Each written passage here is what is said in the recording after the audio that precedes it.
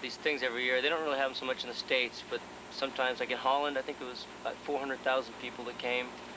So we're just looking over this giant sea of people. It's pretty wild. I guess while you guys were over there is when the album broke over here. Is it fun? Music so successful? It's kind of exciting to watch. I'm paying attention to Billboard magazine, something I've never done before.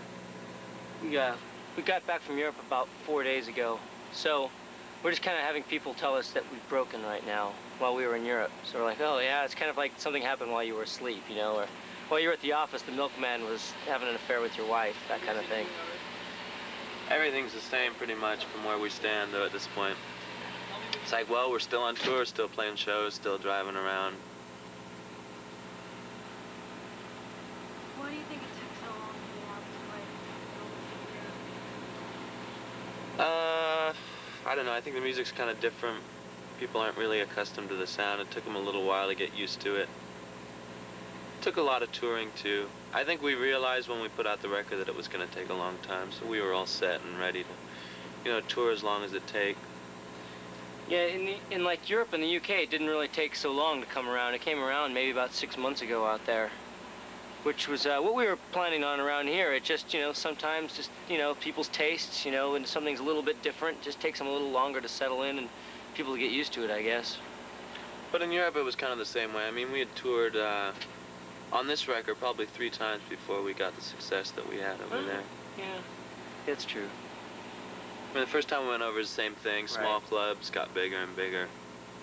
It's true. What do you guys make of the animal rights of the issue? It's kind of a touchy subject. I'm not really sure what the objection is. Yeah. Is it exploitation of animals, or is it the pain that the animal went through? I don't know. Yeah, do those people ever mow their lawns? Or do they just let it overgrown and let pests come in?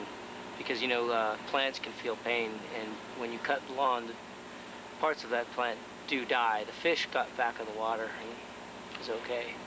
And, you know, people go swimming. I'm not sure how painful it is for the fish, but I can go swimming and hold my breath comfortably. Can a fish get out of water for a little bit? So I'm not sure. Might even build some character.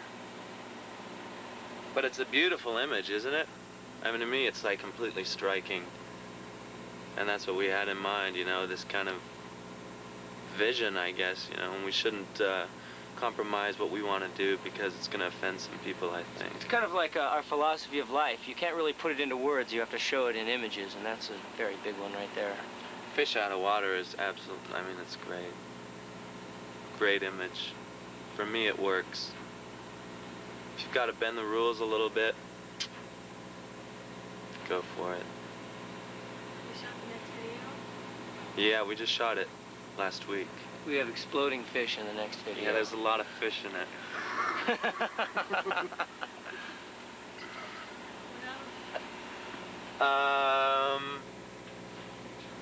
They did some stuff with an X-ray machine that, like, I'm not really sure how it works, but it's gonna look kind of like skeletons playing instruments at some points. Yeah. It's a lot of explosions, a lot of, we play in kind of rooms where, like, things are happening in the room, like stuff is oozing down the walls. It's a bloody sequence. It's gonna look, I think, kind of like a horror film.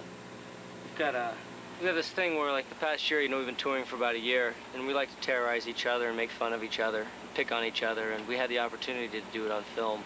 And we got a hat, and everybody picked out a name, and whoever name they got, they had to dress and play the person's instrument. So in the video, there's some parts where we're playing each other, making fun of each other. So it should be pretty good. At least it'll be good for me to watch. Because we did a pretty good job of each other. Absolutely. Someone told me they saw Gremlins 2 and Surprise You're Dead. Yeah. Right. How did you feel that? You're still in the I haven't seen it yet. I don't know. I never even saw Gremlins 1. I'm not sure what kind of movie it is. I wouldn't have wanted it in any other movie. Besides the Care Bears. And, you know, they had We Care a Lot. We never got any credit for that. Care Bears did you know that? The be Care exact. Bears ripped us off and did We Care a Lot in their movie? Yep. I swear to God. Never heard from anything. We were We too should have unorganized. sued him. It would have been a good publicity thing. And it would Faith No have More put versus things the Care Bears. would have put things to rights, really, Headlines. because they really did rape us, and so to speak. So they did an actual cover of the song? Well, it was the same kind of riff, and then We Care a Lot. It's pretty Of course, it took crass. us about 6 or 7 months after the fact to find that out, because none of us had seen the movie. What you were at? Yeah. Okay, can I take this for a second? Yeah, sure. Roll it. Wait till we're Okay. We're rolling. Yeah, I was just gonna say that, you know, the fish thing is a really strong image, and I think that's what bothers people the most, because the fish didn't really suffer for more than maybe 15 seconds. Not even that long, because it was slow motion. Yeah, right. I mean, it's funny that I think what it is it's a really powerful image, and I think that people are used to watching TV and seeing something that's it's like candy to the eyes, and when something is a real powerful image, they freak out about it, and they don't expect it on the TV set. And I think that I think it's about time more powerful images start coming out. That's one thing that I think we're really into doing is, you know, getting an emotion and some kind of passion out of people, not somebody that's just going to eat their TV dinner and watch television. You know, there's got to be some participation there, otherwise TV can't be a good thing. Billy, you were quoted, I think it was Newsday the other day, making like rap punk now and everything to get away from categories. Now they're coming up with new categories just for people do have to learn things. Well, the thing that really bothers me is I think bands label themselves. I think that maybe we might have our own category of what we do, but the problem is, you know, if a band sees like a band like us doing well and we kind of have all these different kinds of music, they're going to start doing that so that maybe they can get a record deal or something. And when you get a lot of bands that are all trying to imitate something, you're creating a category that kind of gets stagnant, and that's really unfortunate. When what it should be is, if we're creating our own category, that's giving somebody else an opportunity to create their own category too. And when there's a lot of people creating their own categories, music is interesting, people go out to shows more, and everybody kind of has a good time, you know? And it doesn't kind of drag the guys that started doing something down with them. Oh yeah, I feel the same way. I mean, I understand that people need to do that to kind of like, you know, understand what bands are all about. You know, they'll say, oh, this band is a heavy metal band, this band is a, you know, and that's fine, but, you know, we've kind of, you know, avoided all that, and it's all for the better. That's probably one of the reasons why it took so long for this band, I think, to kind of, you know, achieve whatever success we've got today. It's because I think, you know, we're different. We're not really, don't fit into those categories, and it's taken a while, but same way, I think we probably have a lot more staying power.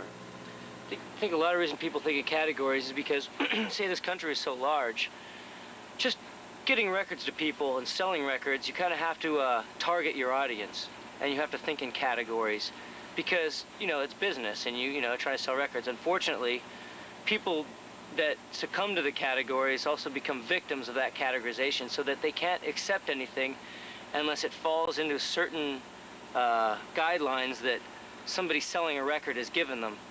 And I mean, there's nothing really the matter with it, because it's a really big country and there's a lot of people, and that's kind of, bureaucracy's kind of a necessity, but at the same time, it's good to realize that and know that, you say, you know, when you read a rock magazine, it's because those bands in that magazine are targeting a rock audience. And it's good to know that, to take it kind of with a grain of salt, you know, and just take things as music and not categories too. Every category's got something good about it. That's why it does well and people like it. As long as you realize that that's kind of, that things are segregated, kind of, I think a lot of it has to do with the business side of things.